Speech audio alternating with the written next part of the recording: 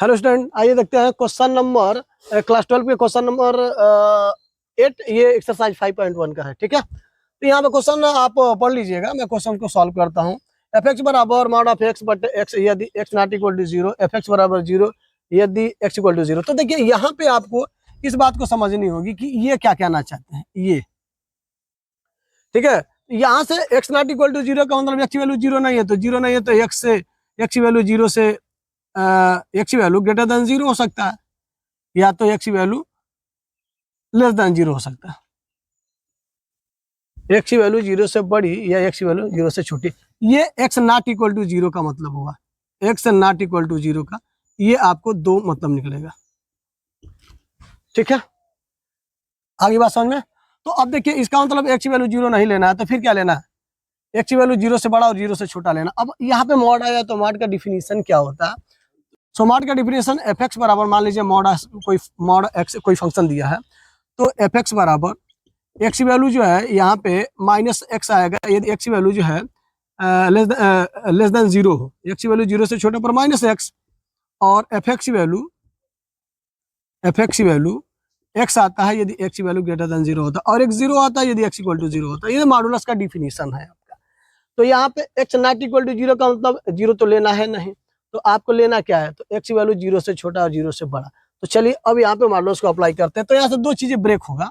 क्या ब्रेक होगा? मैं यहाँ पे आर लिखता हूँ, एफ एक्स इक्वल टू देखिए एक्स की वैल्यू यदि मैं यहाँ पे लेस देन जीरो डाल देता हूँ, एक्स की वैल्यू लेस देन जीरो, तो अब लेस देन जीरो पर हमें लेस देन जीरो पर क्या होता है? ये मॉडुलस जो है, मॉडुलस जो यहाँ पे दिया हुआ है वो माइनस एक्स में बदल, एक माइनस देगा मॉडुलस को, तो माइनस एक्स और बटे एक्स हो जाएगा। और एक्स की वैल्यू ग्रेटर देन जीरो यदि मैंने डाल दिया, ठीक है ना, एक्स की वैल्यू ग्रेटर देन जीरो यदि आपने डाल दिया, तो ये देखिए एक्स की वैल्यू ग्रेटर देन जीरो पर ये मॉड एक्स की वैल्यू प्लस एक्स होता है, तो हमने यहाँ पे एक्स डाला और नीचे तो एक्स है ही। और उसके बाद ये एक्स की वैल्यू आपने एक्स इक्वल टू जीरो पर आपको पहले से एक कंडीशन दे रखा है कि वो जीरो ही है। अब इसको सिंप्लीफाई करेंगे तो एफ एक्स बराबर नया एफ एक्स आपको क्या मिल जाएगा? आपको ये देखिए, ये एक्स में एक्स से डिवाइड करेंगे, एक्स में एक्स से डिवाइड करेंगे वन, तो ये माइनस वन आ गया, है ना, यदि x is greater than zero.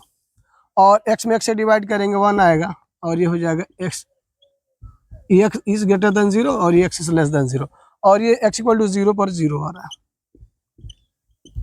तो अब फाइनली हमको इसको सॉल्व करना है। अब देखिए ये फंक्शन जो है जीरो पर टूट रहा है, इसका मतलब जीरो पर जीरो के लेफ्ट, तो जीरो पर जीरो के लेफ्ट जीरो के राइट हमको चेक करना होगा। ठीक है, इसको मैं मिटा देता हूँ, आप ये समझ गए होंगे। तो यहाँ पे अब ये भी समझ गए होंगे आप बात को बहुत अच्छे तरह से, क्योंकि यही सबसे इंपॉर्टेंट इसका रोल है और मॉड का रोल है।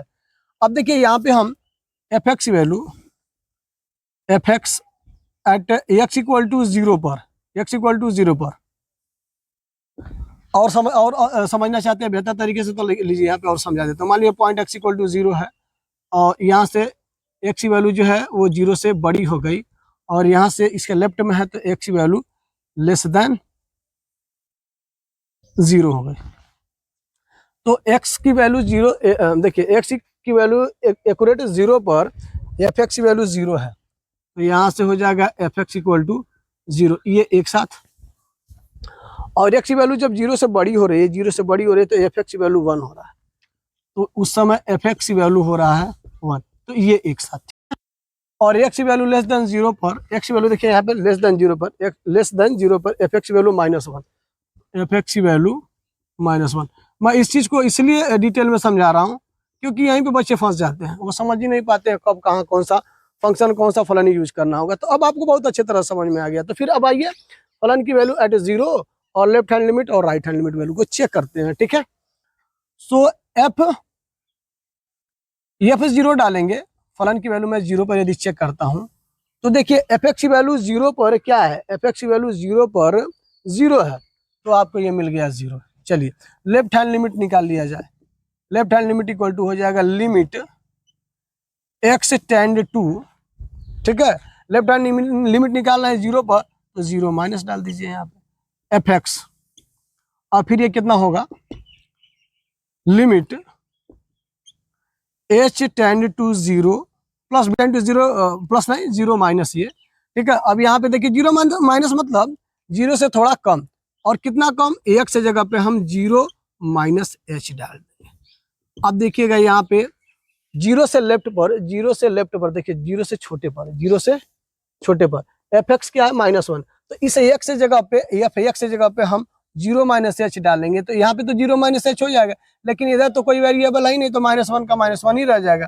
तो limit h tend to zero minus पर एफ जीरो माइनस एच की वैल्यू -1 ही है, और एच की वैल्यू जीरो डाल देंगे तो आपको रिजल्ट मिल जाएगा -1, ठीक है। राइट हैंड लिमिट को देखा जाए, सिमिलरली राइट हैंड लिमिट को यदि मैं चेक करता हूं तो लिमिट एक्स टेंड टू, देखिए जीरो प्लस का मतलब जीरो के राइट में, यहाँ ये जीरो है, इसके राइट में जा रहे हैं, तो अब ये कंडीशंस को आपको यूज करना होगा, ठीक है। तो limit x tend to zero plus पर एफ एक्स की वैल्यू क्या है, तो यहाँ पे लिमिट एच एक्स, यहाँ पे जीरो से राइट में जा रहा हूँ तो उसमें एच जोड़ता हूँ, और एच कितने के बराबर लेता हूँ, लगभग जीरो के बराबर लेता हूँ, तो ये जीरो प्लस हो जाएगा। अब देखिए यहाँ पे एक्स की जगह पे एक्स की जगह पे क्या लिखेंगे हम, जीरो प्लस एच, और फिर यहाँ पे limit h tend to zero plus. अब देखिए यहाँ पे आपने जीरो प्लस एच, एक्स की जगह पे जीरो प्लस एच डाल दिया, तो यहाँ पे तो एक्स है ही नहीं, तो एक्स है ही नहीं, तो ये क्या मिला आपको, 1 मिलेगा। और फिर limit h tend to zero रहेगा तब तो अप्लाई करेंगे, है ही नहीं, तो यहाँ पे हम 1 अप्लाई कर देंगे। तो आपने क्या देखा कि सर यहाँ पे फलन की वैल्यू जीरो पर zero, left hand limit value -1, right hand limit value 1 आ रहा है, इसका मतलब ये फंक्शन जो है x इक्वल टू जीरो पर असांतत्य है। अतः फलन f comma x equal to zero पर असांतत्य है। So given function f is discontinuous at a point x equal to 0. Okay my dear student, तो आपको ये बहुत अच्छी तरह से समझ में आया होगा, इसको आपको समझना होगा, ये क्या, इस पर जोर डालना है आपको, और इस चीज पर जोर डालना है। बाकी आपने इसका जो पॉइंट्स किस पर हमको चेक करना है, वो आप यहाँ से यहाँ पहुंचे, फिर यहाँ से यहाँ पहुंचे, फिर आपने देखा होगा कि सर अब हमको जो ब्रेक हो रहा है पॉइंट, जिस पर हमको फलन की value, left hand limit value और right hand limit value check करना है, वो हमें मिल गया है। और ये बात आपको बहुत अच्छी तरह से समझ में आ गया कि एक्स की वैल्यू जब जीरो से बड़ी हो रही है तब कौन सा फलन यूज करना होगा, एक्स की वैल्यू जब जीरो से छोटी हो रही है तब कौन सा फलन यूज करना, और एक्स इक्वल टू जीरो पर कौन सा फलन यूज